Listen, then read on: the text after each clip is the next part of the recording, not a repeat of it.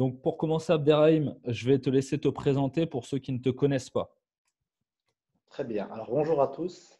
Alors je m'appelle Mernit Abderrahim, j'ai 32 ans. Donc voilà, je suis passionné de football tout d'abord. Et voilà, en étant jeune, j'ai joué un peu au football en province, quand je viens de la ville de Lucé, qui est dans le département de l'Eure-et-Loir, où il y a la cathédrale, À pour ceux côté de qui ne connaissent Chartres. pas. Voilà, exactement. Peut-être 10 minutes de Chartres en voiture. Donc voilà, moi j'ai fait du football étant petit jusqu'en à peu près U15.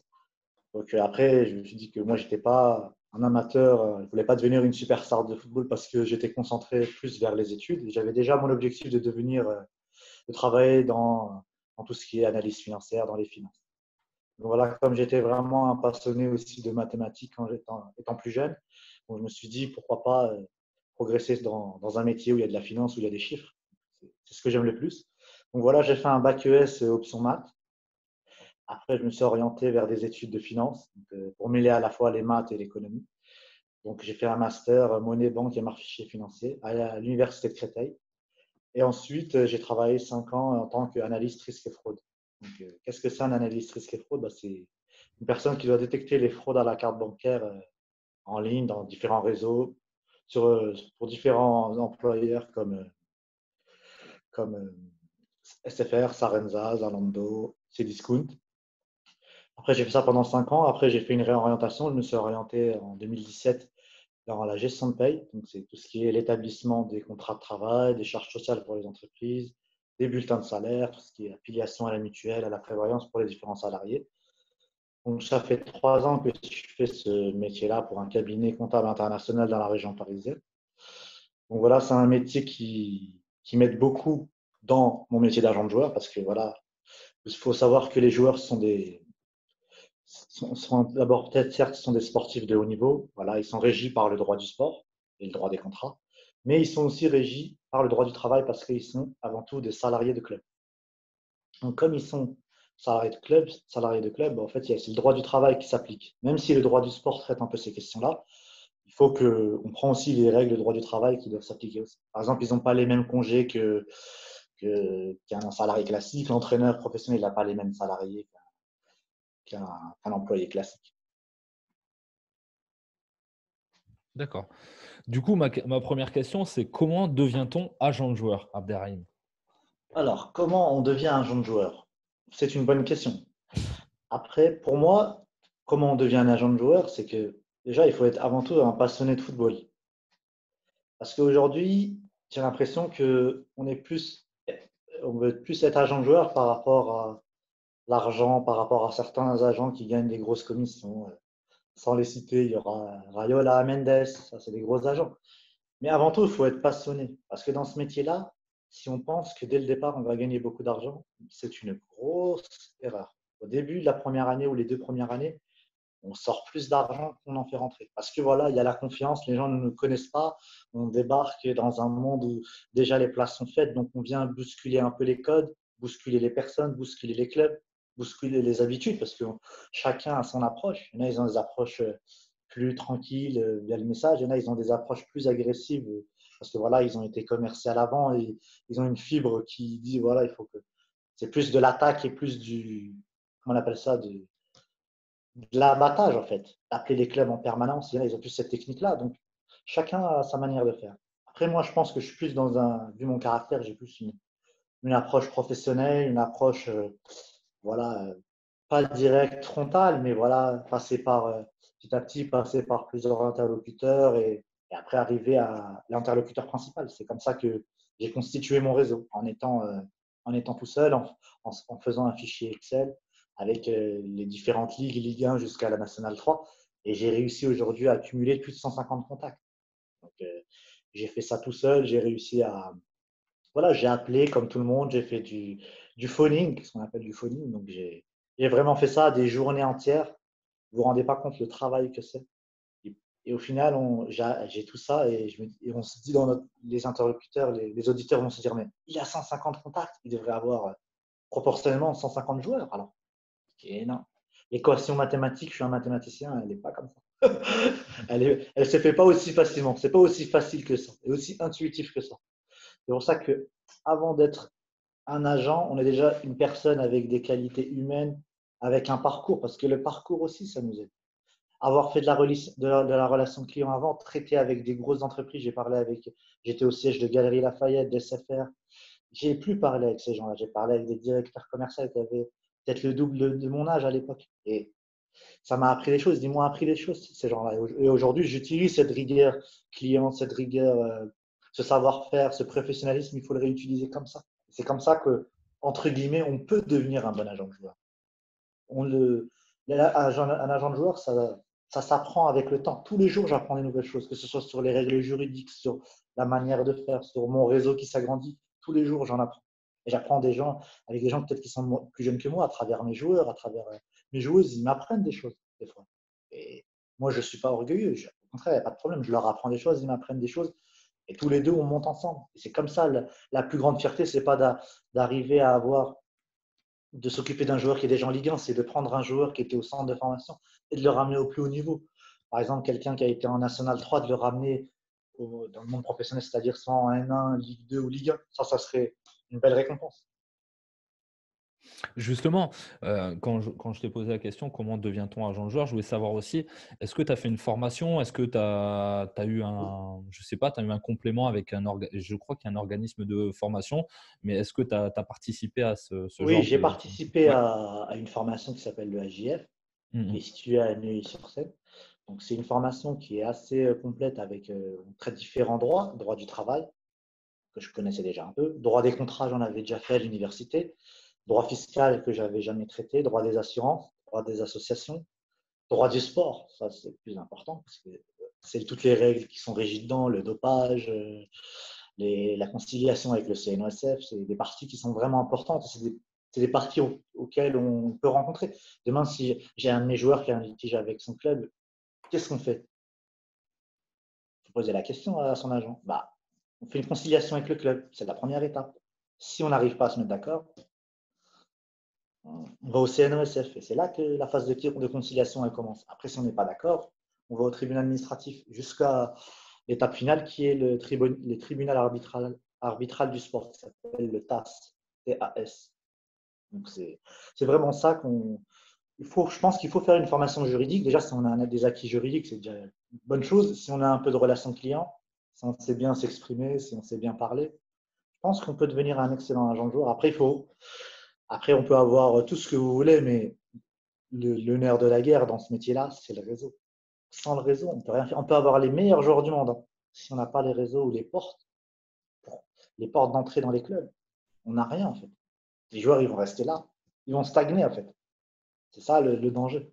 Donc, il faut faire à la fois un équilibre entre avoir un bon réseau, avoir des bons joueurs. Et je pense que c'est la meilleure équation et aussi avoir un bon relationnel, une bonne présentation. Parce que voilà, aujourd'hui, dans ce métier-là, on a tout et n'importe quoi. On a tout le monde qui est agent, tout le monde qui est conseiller, tout le monde qui est. Tout le monde. Donc, même demain, dans la rue, tout le monde peut s'improviser agent ou conseiller. Alors qu'ils n'ont même pas la base juridique. Ils ne savent même pas c'est quoi un contrat de travail ou un contrat. Après, voilà, c'est ce que le conseil que je donne, c'est qu'il faut faire attention pour les joueurs, pour les jeunes joueurs, les joueuses, il faut faire attention pour bien choisir son agent, connaître son parcours aussi avant ce qu'il a fait. Parce que personne vit de ce métier-là actuellement. Je ne pense pas, parce que à part les gros agents qu'on a cités, peut-être ça doit être 20 sur 500 ou 600. Mais Ouais, c'est c'est ce vraiment qu'on… parce qu'ils sont implantés depuis une vingtaine d'années. Tu as quoi? Tu as 400 agents licenciés, je crois, environ, et tu en as quoi? Tu en as 10 qui sont millionnaires, qui ont 20 Ouais, 10, allez, maximum, on va grossir le trait, on va dire 20. Comme 20. ça, on laisse les 10 autres rentrer dans le classement. C'est pas beaucoup, hein. C'est pas beaucoup. Mais on essaie de se faire notre place. Petit à petit, moi, j'ai commencé il y a un an et demi. Et voilà, je trouve que voilà, je m'en sors bien. J'ai réussi à placer quelques joueurs, quelques joueuses dans des clubs amateurs pour l'instant. Mais petit à petit, voilà, je fais mon petit bonhomme de chemin. Là, tu as un joueur qui est en quoi? En Ligue 2, tu me disais, au Red Star, c'est ça? Red Star, ouais, Red Star, qui est capitaine du Red Star. Tu peux nous donner son nom? Ouais, il s'appelle Édouard Dailly. Ok. Et Euh, qui était à Boulogne-sur-Mer. donc, du coup, tu me racontais aussi une anecdote quand on discutait en off avec un de tes joueurs avec le parcours du joueur. Tu te rappelles ce que tu me disais? Tu peux nous la raconter? Ouais, ouais, il n'y a pas de problème. En fait, la première fois que j'ai été convié à un essai, c'est pour un joueur. On était parti à Aurillac, c'est un club de National 3. Donc, c'était 1000, donc j'ai fait 1200 km aller-retour avec le joueur. Et au final, bah, il n'a pas été pris. À ce moment-là, qu'est-ce que je dois me dire? Est-ce que je me dis, je suis pas fait pour le métier d'agent? Première question. Je me dis, ah, ça va être difficile, il faut que je m'accroche. Ou je me dis, bon, bah, il y en aura d'autres. Plein de questions se posent à ce moment. Oh, mais dans ma tête, moi, j'ai choisi la meilleure option, la persévérance. Je me suis dit, ah, ça va pas être facile, c'est pas grave. Moi, je suis un challenger. Je vais avancer et je vais continuer. Et au final, le fait que cette expérience-là, elle m'a servi parce qu'elle m'a montré, je me suis confronté à un mur. Et dans la vie, que ce soit dans n'importe quel métier, il faut être confronté de temps en temps à des échecs. Comme ça, on voit si on a le mental, si on est capable de surpasser les épreuves. Même les footballeurs, ils ont des épreuves. Les basketteurs, les handballeurs, tout le monde. Mais voilà, les meilleurs sont ceux qui ont le mental et qui arrivent à avancer, avancer, avancer et se surpasser. Donc après, voilà, il n'a pas été pris. Bon, j'ai pas honte de le dire, mais c'est pas grave. Lui, ça lui a appris des choses. Moi, ça m'a appris des choses. Au final, j'en conclus que le monde du football, c'est très, très compliqué. Il y a beaucoup de prétendants, très peu d'élus. Des Karim Benzema, il n'y en a pas 10. Des Kylian Mbappé, il n'y en a pas 10. Des Cristiano, il n'y en a pas 10. Donc voilà, c'est pour souligner cette anecdote et pour dire que rien n'est facile dans la vie et que si on veut quelque chose, on va le chercher, tout D'accord. simplement. Qu'est-ce qui te plaît le plus dans le métier d'agent de joueur? Bah, moi, ce qui me plaît le plus, c'est bah, l'échange avec les clubs, rencontrer des personnes, des recruteurs, rencontrer des coachs, parler avec les joueurs. C'est vraiment le relationnel. Parce que 80% de notre métier, c'est du relationnel. Si on a un très mauvais relationnel, on est quelqu'un de timide ou réservé, ou ça va être compliqué. Parce que c'est un métier où, comme on est personne, on doit aller vers les gens. On a besoin des gens. Si demain tu es un agent reconnu, c'est plus les gens qui vont venir vers toi. Et moi, ce n'est pas encore le cas. Je suis en train de créer ma crédibilité de jour en jour. Donc, c'est vraiment le relationnel le plus important. Et c'est ce que j'aime le plus. D'accord. Là, par exemple, voilà, tu peux très bien suivre un joueur, l'accompagner, aller le voir et tout, vraiment tisser un lien super important et une relation de confiance, le conseiller surtout. Tu l'amènes dans une session de recrutement, le joueur est pris, tu n'as pas encore signé le contrat, il va avec un autre agent de joueur. Est-ce que ça arrive? Est-ce que c'est quelque chose de… Tu vois? Ouais, ça, exactement, tu fais bien de souligner, Julien. C'est très, très important ce que tu viens de dire. Parce que ça arrive des fois. Ça, pour l'instant, moi, ça m'est pas encore arrivé. Je touche du bois. Mais ça arrive très, très, très, très, très, très, très souvent. Et des fois, c'est des anecdotes où. Moi, j'avais lu, quand j'étais à l'école à l'EAJF, j'avais lu un parcours d'un jeune joueur qui venait du Nord, je crois. Je ne me rappelais plus de son prénom. Et j'avais vu qu'il était avec un agent et il devait signer un contrat avec son club et tout ça. Et je ne sais pas ce qui s'est passé. Le joueur, il y a un autre agent qui l'a contacté. Il a cassé son contrat avec l'agent. Et, et au final, l'agent qui lui avait promis quelque chose, il n'a rien fait en fait. Donc il s'est retrouvé brodé. Et ça arrive très très souvent. Attention les belles paroles. Chers joueurs, chères joueuses, attention les belles paroles. Les magiciens, attention à eux. Parce que je peux vous dire tout ce que vous voulez. Même moi, demain, je peux faire une photo à côté de Cristiano Ronaldo ou Iniesta. On va dire, ah, mais il connaît Iniesta. C'est, ça, c'est du matu vu. Alors que nous, on n'est pas comme ça. C'est un métier où l'agent il est discret, où tu te mélanges parmi, tu es un agent, mais tu n'as pas besoin de dire, de venir avec une pancarte, dire je suis agent de joueur. Tu viens, tu es discret, tu regardes le match. C'est ça le plus important. Je pense que les joueurs, ils cherchent plutôt quelqu'un qui est discret, qui est simple, pas quelqu'un qui est bling bling, qui est là à s'afficher entre guillemets sur les réseaux sociaux. C'est pas ce qu'on cherche. Même si je sais que la plupart des jeunes d'aujourd'hui, ils aiment ce qui tape à l'œil, mais sachez que ça, c'est juste de l'éphémère. Votre vie, c'est vous qui la construisez. Votre destin, c'est vous qui le construisez. Votre parcours, c'est vous qui le construisez. C'est ni l'agence, c'est ni la famille, c'est vous-même. Donc, si vous donnez les moyens de réussir, vous allez aller très loin. Entourez-vous des bonnes personnes. C'est pas parce que quelqu'un vous dit j'ai des contacts là qu'il faut signer avec lui. Parce que le jour où vous signez, vous êtes bloqué. Vous faites comment? Vous allez aller devant un tribunal pour casser le contrat. Ça va commencer. Vous allez mettre votre famille en porte-à-faux. Ça crée des problèmes. Ça peut aller très très loin. Pour arriver à quoi? Des règlements de compte? C'est pas l'objectif. Moi, je préfère qu'un joueur il me dise, tu veux travailler avec moi, tu travailles avec moi. Mais tu travailles avec moi exclusivement. Tu veux pas travailler avec moi, tu me le dis, on est clair. Je te souhaite une bonne continuation, j'ai pas de haine contre toi. Et chacun fait son parcours. Et après, seul le futur nous le dira si tu avais raison, si j'avais raison. Après, je dis pas que j'ai toujours raison, hein, attention. Mais c'est comme ça que moi, je vois les choses. Je force personne à venir travailler avec moi et personne ne doit rester avec moi obligatoirement. Celui qui veut venir travailler avec moi, il travaille, il est sérieux, il s'adapte à ce que je lui dis, il écoute ce que je dis, c'est bon. Si on arrive à se comprendre, oui. Sinon, c'est pas la peine. Parce qu'il y a des joueurs qui sont très forts, mais mentalement, ils sont pas forts. Ou dans leur caractère, dans leur comportement, c'est très mauvais. Et ça, ces joueurs-là, ils peuvent vous nuire, ils peuvent vous détruire votre carrière d'agent sans savoir. Si vous avez toutes les semaines, vous devez aller chercher votre joueur parce qu'il a fait des conneries avec ses amis en garde à vue. L'image que vous allez avoir, ça va être quoi? Bah là, tu es l'agent d'un voyou. Pourtant, toi, tu n'es pas un voyou. Tu es quelqu'un qui est honnête, qui est un honnête citoyen, mais toi, tu es l'agent d'un voyou. Donc, tu vas être considéré comme un agent de voyou, un agent d'un voyou. Parce qu'aujourd'hui, la presse, ça va très, très vite. Même, même s'ils ne vont pas dire que je suis l'agent d'un voyou, ils vont assimiler ça à dire ah bah c'est un voyou parce que lui c'est parce qu'il traîne avec des voyous. Voilà. Par contre, toi, tu es un honnête citoyen. Donc il faut faire attention à ça, à l'entourage, à la famille. Après, il y a plein de cas de figure. Des fois, c'est la famille qui veut pas. Des fois, la famille, elles sont influencées par un autre agent qui leur dit ouais, je peux le ramener là. Et ils disent non, non, on va travailler avec lui au final. Et au final, rien ne se passe comme prévu. On fait comment après? Après, les gens, ils reviennent vers toi, tu te dis, mais ça marche pas comme ça. Moi, je fonctionne pas comme ça.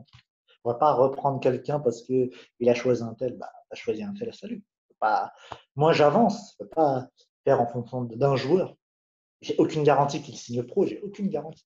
Donc, je préfère me concentrer sur des gens fiables, avancer avec des personnes fiables, et après, bah, on essaye de faire le maximum pour elles ou Donc, pour eux. selon toi, enfin, selon toi, le métier d'agent de joueur, c'est avant tout un métier de conseiller, De d'entourage suivi, de aussi, de relationnel. suivi, de relationnel. Il faut vraiment que le joueur, tu peux être un super talent, mais être mal entouré. Et du coup, bah, ça casse un Ça peu ta arrive. carrière parce que Ça arrive mentalement, bah, tu es très, mal très, très souvent. entouré. Ça arrive très, très, très Ça arrive souvent. souvent.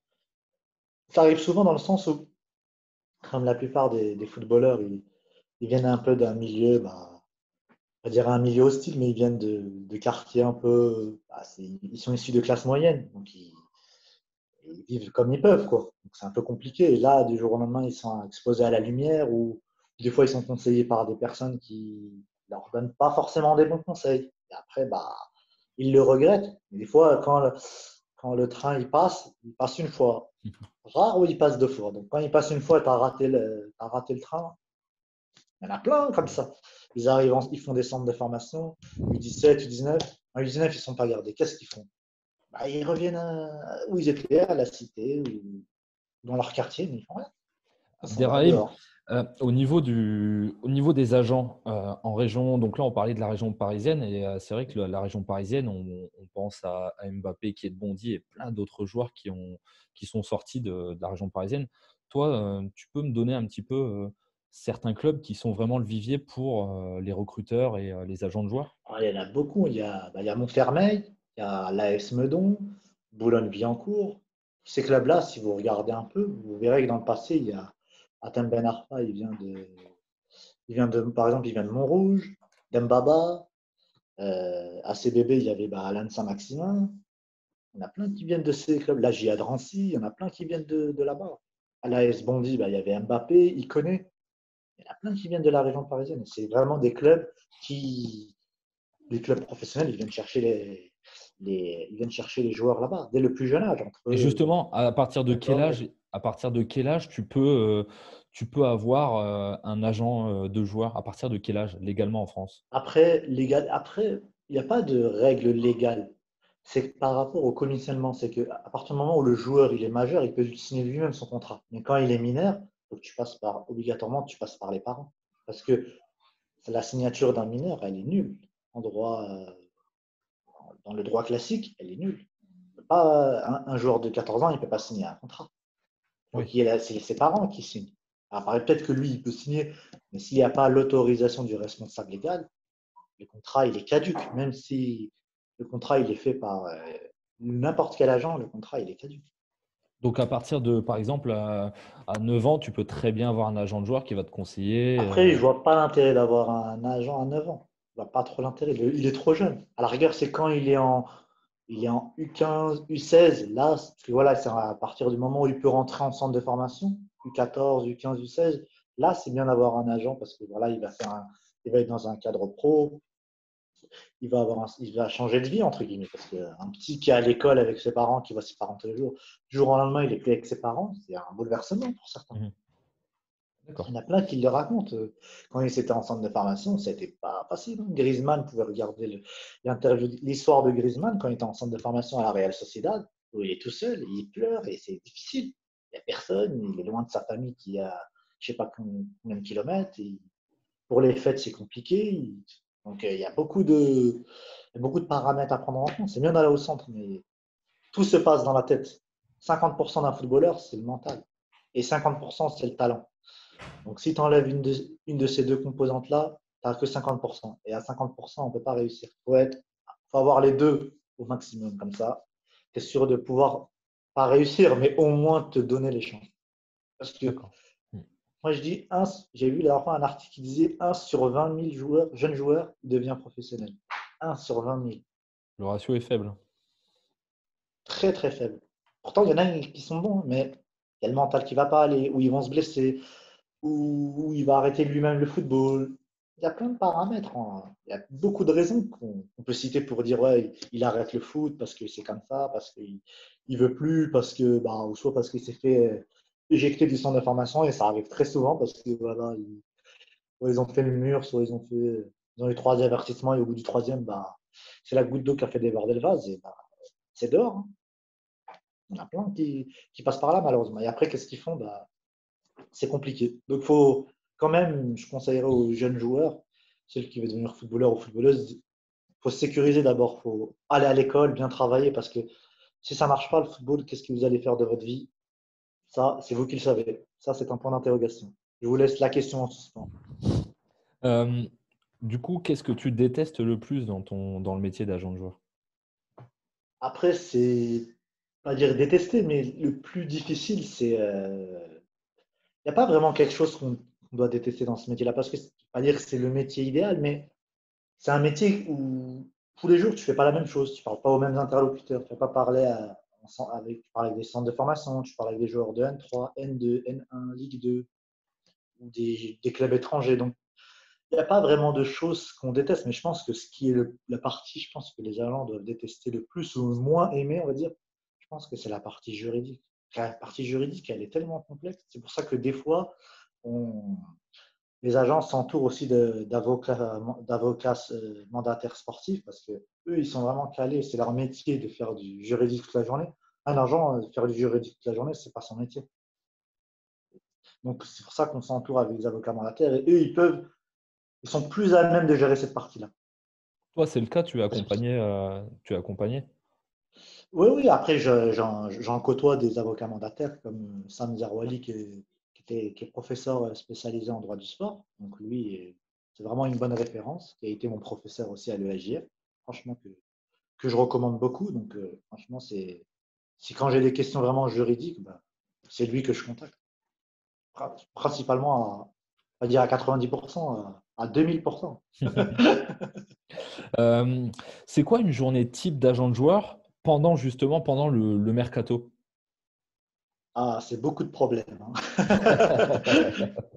C'est bah, des appels, des déplacements, des visioconférences, bah, des envois de mails à des clubs, des recensements, bah, recenser les besoins des clubs. Donc, c'est très, très, très chargé. Et c'est du matin jusqu'au soir et il n'y a pas d'heure. Des fois, les clubs, je leur envoie peut-être je sais que par exemple, pour un de mes joueurs, j'avais envoyé un message à 16 heures. Personne ne m'a répondu à 23 heures. Mais elle m'a répondu à 23 heures parce qu'elle était intéressée. Non, elle m'aurait jamais répondu. Et elle m'a dit, le lendemain, on va faire une conférence à 11h30. J'ai dit, OK. Et je vois le lendemain à 11h30, on m'appelle. Et après, l'affaire a été bouclée en 48 heures. En général, pour donner un ordre d'idée, c'est qu'en général, plus une affaire elle dure dans le temps, moins elle va se faire. La probabilité qu'elle se conclue est très proche de zéro. Et en fait, plus c'est rapide et mieux c'est, quoi. Pour moi, c'est ce que j'ai remarqué, c'est que plus on prend du temps et quand il y a trop de on réfléchit, faut viser une autre piste, faut viser des autres clubs. En fait, faut pas se concentrer sur. Faut bien cibler les clubs sur lesquels on postule pour le joueur, mais faut pas non plus se dire ouais, lui il nous a répondu qu'il est intéressé, on calcule plus les autres. Non, parce qu'il faut toujours différencier, faire avoir plusieurs flèches à son arc, et après, après à la fin, si on a deux, trois propositions, c'est plus facile de choisir parmi trois que parmi une seule proposition. Donc, faut vraiment, euh, faut vraiment solliciter tout le monde et avoir le meilleur panel et les meilleures propositions possibles. Du coup, tu as aussi un rôle de, comment dire, d'intermédiaire avec les clubs, mais les clubs te sollicitent pour te dire, écoute, Abderrahim, moi, je recherche tel profil de joueur, et toi, ton job aussi, c'est comment dire, d'aller chercher ce profil de joueur et le mettre en relation avec le club aussi. Ça fait partie de ton Exactement. boulot, c'est ça Bien aussi? sûr. Bien sûr, exactement. Des fois, on a des clubs qui me sollicitent, qui me disent, voilà, Abdé, on a besoin d'un attaquant, on veut tel gabarit, on veut ça, on veut quelqu'un qui a des stats intéressantes, un minimum, je sais pas, entre 5 et 10 buts. Et après, après ça se trouve assez facilement dans le sens où maintenant, il y a des logiciels comme OSCO, comme Instat, où tu peux faire tes recherches et après, tu as toutes les stats sur le meilleur défenseur de la nationale le meilleur défenseur de la nationale. Après, tu as un indice et chaque match en fait, c'est un algorithme qui calcule à chaque fois en fonction du nombre de ballons touchés, donc tu as le nombre de passes que tu as faites, passes décisives, les buts. Et quand tu marques un but ou tu fais une passe D, ton indice instat, il augmente. C'est pour ça qu'on repère, c'est comme ça qu'on repère les joueurs.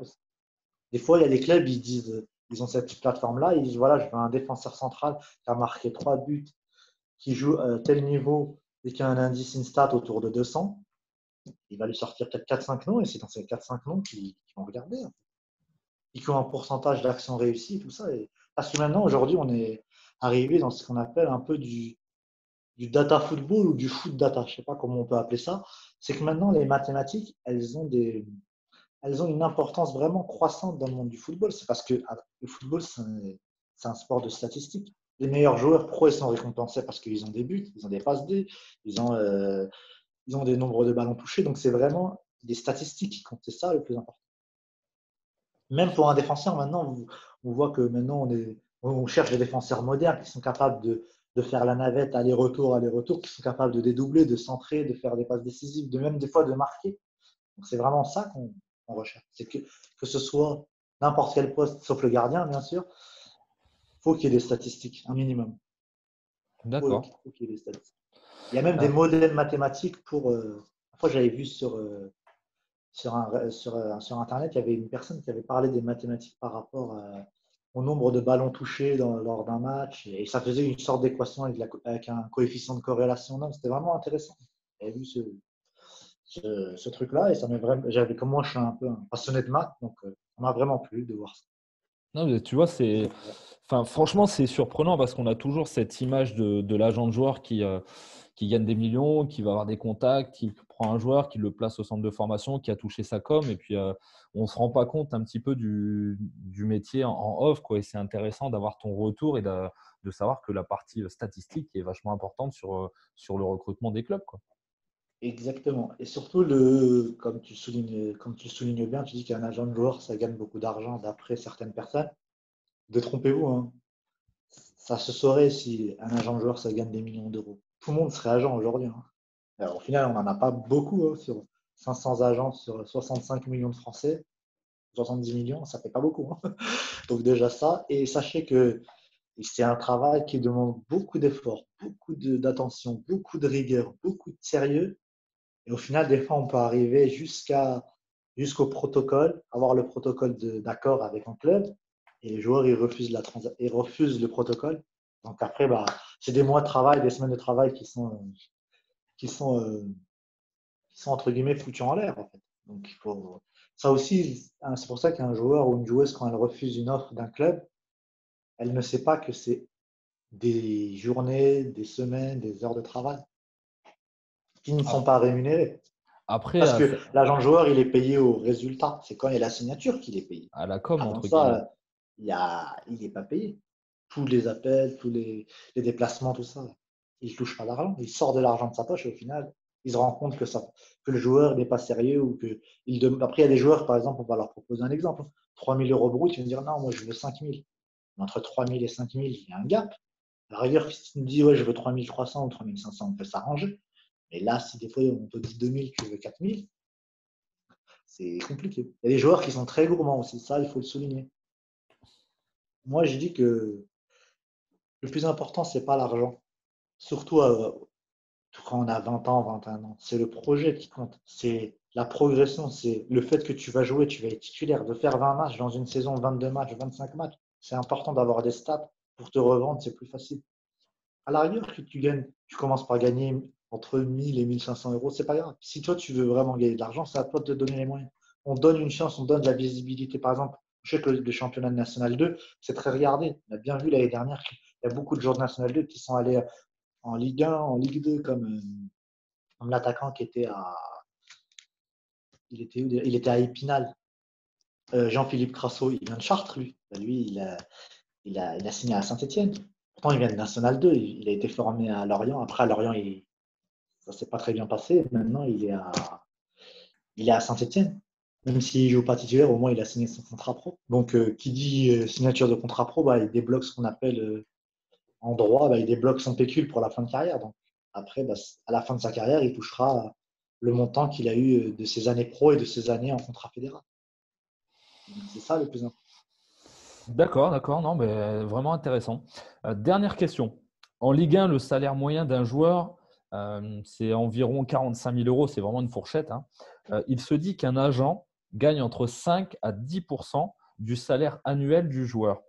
Est-ce que c'est vrai voilà, est-ce que c'est vrai? Est-ce que tu peux nous en dire un peu plus? Un agent de joueur gagne entre 5 et 10%. Ça, c'est vrai, entre 5 et 10%. Parce que la limite en France, elle est fixée à 10%. Dans d'autres pays, il n'y a pas de limite. Et nous, en France, on a interdit d'avoir un double mandat. Par exemple, je peux pas être le mandataire d'un joueur et le mandataire d'un club. Le double mandatement en France est interdit. Par contre, la FIFA, l'instance au-dessus de la FFF, il l'autorise. D'où l'affaire, la polémique sur Mino Raiola avec Manchester et la Juventus. Parce qu'il est agent de la Juve, il est agent de Manchester et agent de Pogba. Je crois qu'il avait pris 30 ou 40 millions d'euros sur la signature de Wow. Paul Pogba. Mais là, parce que ça, c'est un cas spécifique, parce que ce n'est pas quelque chose qui se passe en France. Donc, la France n'a pas trop son mot à dire, on va dire. Mais ça a fait polémique. Après, si je vous en parle aujourd'hui, c'est que ça m'a marqué, ça a dû marquer pas mal de personnes. En général, la moyenne, d'après ce que j'ai vu, la moyenne, elle se situe entre 7 et 8%. La moyenne. Donc voilà, l'intervalle, c'est 5-10 et la moyenne, c'est entre 7 et 8. C'est pas mal quand même. Après, ce qu'il y a, c'est que 7% de 50 000 euros par mois, ça fait beaucoup, hein. Si on fait 50 000 fois 12, ça fait 600 000. 7%, ça fait beaucoup. c'est pas mal, hein. Mais le problème, c'est que justement, en fait, j'ai l'impression qu'on forme des joueurs pour pouvoir. J'ai une idée, je pense à un truc là, quand j'étais sur la région parisienne, il y avait le cas de Riyad Mahrez, qui était qui est originaire de Sarcelles, qui a joué à Sarcelles. Exactement. Qui Et en était fait, au, qui était au Havre. qui était au Havre, et le club formateur de Sarcelles a touché 1 million sur le transfert de Mahrez quand il est parti de Leicester et il devait partir à Monaco. Et en fait, il est parti à Manchester City, mais l'année d'après, je crois, c'est ça. Exactement. Ouais. Et en fait, on se rend compte que les joueurs, ils sont pas là pour rester indéfiniment dans les clubs parce que sinon, le boulot d'agent de joueur, il serait caduque. Donc, l'idée, j'ai l'impression, c'est que quand tu as un joueur, c'est vraiment de le faire bouger chaque année dans différents clubs, non? Enfin, je sais pas, Après, c'est mon analyse, hein. pas chaque année, parce que sinon, ça fait un peu un sort de joueur instable. Parce que je pense qu'au moins un joueur, il passe au moins 2 ans dans un club. Je trouve que c'est une bonne moyenne. Après, pour revenir au fait que Sarcelles a touché 1 million, ça, c'est le mécanisme Club des formateur. indemnités de formation, en fait. Hmm. Donc, à partir du moment où un club il forme un joueur, et s'il rejoint la sélection, ça rajoute de l'argent à chaque fois. Donc, on sait que les indemnités de formation, elles s'arrêtent à jusqu'au 23e anniversaire, d'où le transfert de Nicolas Pepe à Arsenal. Parce que voilà, il a été acheté à 80 millions. Donc, vous imaginez qu'une partie a dû être reversée à Poitiers. Angers, Orléans, parce qu'il est passé par là, lui, c'était un peu son parcours. Donc c'est pour ça que tout est calculé, en fait.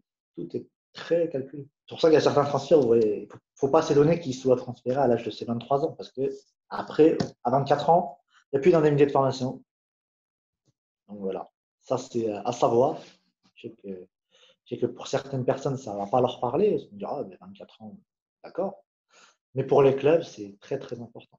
C'est une course contre la montre, quoi. C'est pour ça que si le joueur il rentre jeune, il fait ses 7-8 ans de formation, bah, en fonction du centre de formation où il est, s'il est dans un catégorie 1, catégorie 2, c'est pas les mêmes montants par année, en fait. D'accord. Donc il y a tout un. C'est un processus. Après, comment dire, Mbappé, il a quel âge lui? Mbappé, c'est un 98, il a 22 ans. Donc du coup, Là, il va avoir 23 ans. l'idée, ça serait de le transférer là prochainement. Ouais, mais comme lui, il est en fin de contrat, il ne pas, d'après ce que j'ai compris, il ne veut pas renouveler. Bon, qui partirait gratuitement. Aïe, Pour aïe, quelqu'un qui a été acheté 180 millions d'euros, ça fait mal au club, hein. et t'en as un autre qui vaut 220 derrière, ça fait beaucoup. Ok, non, bah écoute, Abderrahim, je te remercie beaucoup pour m'avoir fait partager, nous avoir fait partager ton job d'agent de joueur et puis bah, la face un peu cachée, je dirais, parce que bah, on a tous cette vision des deux, trois agents qui gagnent des millions et du coup, au final, c'est pas la réalité, quoi. Donc ça, c'est vachement intéressant et je te remercie une nouvelle fois. Après, moi, le message aussi que je voulais faire passer, c'est que s'il y a des gens qui sont intéressés, bah, de ne pas hésiter de contacter. Enfin, après, tu as peut-être d'autres astuces pour pouvoir conseiller les futurs joueurs qui se posent des questions sur un agent ou qui ont besoin de renseignements. Il n'y a aucun problème. Moi, je suis prêt à. De toute façon, moi, je vais te transmettre mes coordonnées. Il n'y a aucun problème. Et je suis prêt à échanger par mail, par SMS, à appel ou sur les réseaux. Il n'y a aucun problème, hein. J'ai aucun souci par rapport à ça. Si vous avez besoin de questions, il n'y a aucun problème. Si vous avez besoin de réponses, de conseils. La dernière fois, j'ai fait un débat sur les filles de R1 qui étaient en R1. Parce que la troisième division en féminine, c'est pas très regardé. C'est plus la D1 et la D2 sur lesquelles on est plus concentré. Et les joueuses de R1 me demandaient combien je dois mettre de buts en tant qu'attaquante si je veux intégrer une D2. Bah, c'est simple, je lui ai répondu pour moi, c'est moyen entre 15 et 20. Après, par exemple, moi, j'ai donné l'exemple de ma joueuse qui est à Isère, qui était à Valenciennes avant. Elle avait mis 23 buts. Donc, elle a explosé le record. Des 15, elle est largement au-dessus des 20 buts. Donc, ça vous donne un ordre d'idée comme ça. Et là, c'était le cas du football féminin. Après, pour le masculin, je sais qu'un attaquant, je ne vais pas vous donner des chiffres, parce que voilà, le maximum que vous pouvez mettre. Plus vous allez en mettre, mieux c'est. Après, il ne faut pas jouer en district, il faut jouer vraiment, par exemple, au moins dans un niveau régional 1. C'est-à-dire au R1 moins déjà. R1, après R1, la prochaine étape, c'est les nationaux. Donc, N3, ouais. puis après, on voit si tu es capable d'intégrer un centre de formation et de jouer dans une équipe comme des U17 NAS ou des U19 nationaux. Donc, tout ça, c'est à prendre en compte. Après, il faut faire attention, il faut quand même bien s'entraîner, il faut être sérieux. Parce que je pense que les entraînements que vous faites en club, tout le respect que j'ai pour vos clubs, je ne pense pas que ça suffise pour vous devenir un grand joueur. Regardez comment Ronaldo il s'entraîne. Ou Mbappé, il y en a plein, ils s'entraînent. Vous ne les voyez pas, mais pour devenir Mbappé ou Ronaldo, il faut être une machine. Ronaldo, fait ça, il fait des séances, c'est impressionnant. En plus de son entraînement. Tu dire que tu dis, mais le gars, il n'est jamais fatigué. C'est pas pour rien qu'il a 5 ballons d'or. Il en a 5. Il n'en a pas un ou deux, il en a 5. Là, on est Donc, parti sur une autre gamme quand même, hein. voilà. Après, bah, pour moi, j'estime que le meilleur exemple pour les jeunes qui sont en centre de formation, les joueurs ou les joueuses, c'est lui. L'exemple parfait du travail. Il a réussi parce qu'il a travaillé.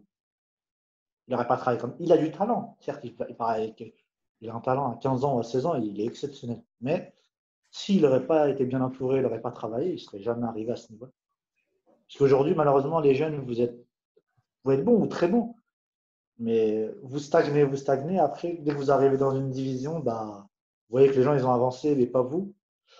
Après, bah, vous vous cassez la figure, malheureusement. Et après, bah, vous êtes démoralisé. Alors qu'il faut toujours chercher la quête de de la persévérance. Parce que moi, j'ai vu certains footballeurs professionnels qui disaient qu'après chaque match, Kamavinga, après chaque match, il regarde ses matchs. C'est impressionnant. Il a quel âge? Il a 17 ans. 17 ans. Il a l'âge des joueurs, de certains joueurs, de certaines joueuses, de certains joueurs qui jouent en national, en U17 national ou U19. Mais après chaque match, il regarde ses matchs pour voir où il a fauté. Ça, c'est intéressant. Vous devrez faire ça. Ou faire une introspection sur soi-même, une autocritique. Ça aussi, il faut le faire.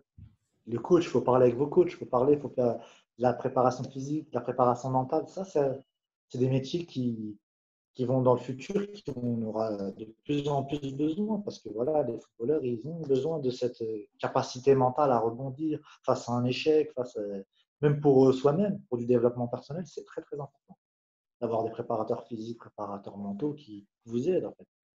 Ouais, Et le préparateur mental, ça mental, joue ouais, c'est énormément. Comme important. je dis, c'est Préparateur 50% mental. de la réussite. Tu as de plus en plus Exactement. de joueurs ou de clubs qui font appel à un préparateur mental justement parce que bah, c'est un peu la clé de la réussite, Exactement. se remettre en question. Enfin, il y a plein de choses à développer, quoi. Donc, c'est important. Bien sûr, il n'y a pas que on joue avec le ballon et ça s'arrête là. Ça au-delà de ça, vraiment au-delà. Ok. Bah, écoute, Abderrahim, ça y est, pour moi, c'est terminé. Merci beaucoup. Et puis, bah, bonne continuation avec toi, avec tes futurs joueurs. Et puis, bah, on se tient au courant au cas où, il n'y a pas de souci. Et merci encore pour ta disponibilité. Ok, bah, je te remercie aussi, Julien, et je remercie l'équipe qui travaille avec toi de temps additionnel. Bah, tu leur passeras un grand bonjour, même s'ils ne me connaissent pas. Et en tout cas, moi, je suis disponible pour répondre à vos questions et j'espère qu'on pourra faire d'autres interviews. Ça marche. En tout cas, À ça m'a bientôt, fait plaisir. bon Allez, courage à salut, tous. ciao.